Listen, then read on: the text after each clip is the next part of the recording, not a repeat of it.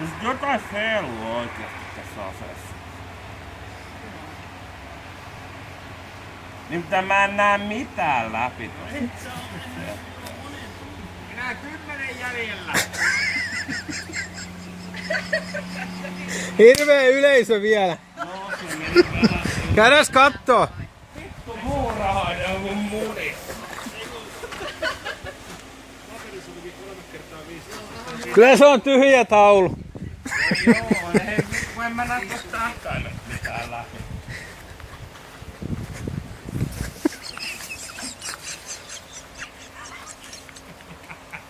Mä sanoin, että siellä on kusiaisia.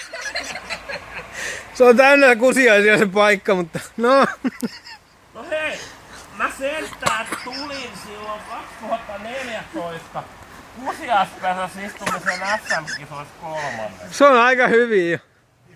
Mä istuin 4,5 tuntia kusiaispesässä. Vittu kun mä en näe tosta tähtäimestä mitään läpi. Ei pakko, mä en tätä löysin voittaa. Niin ikävä kyllä pakko myös. Nyt on löytynyt vähän parempi.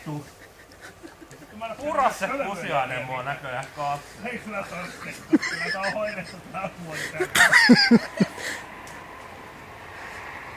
Saatana tähtää tänne. Niin se on vielä onnistuu ampuun itteensä sille. Onneksi on automaatti tätä varmistinta.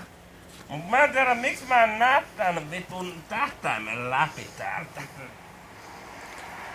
Ensimmäinen suomalainen tarkka ampuja, mikä makaa muna silleen poterossa ja ampuu. Kyllä mä sniperi sentään on, mut vittu kun en mä...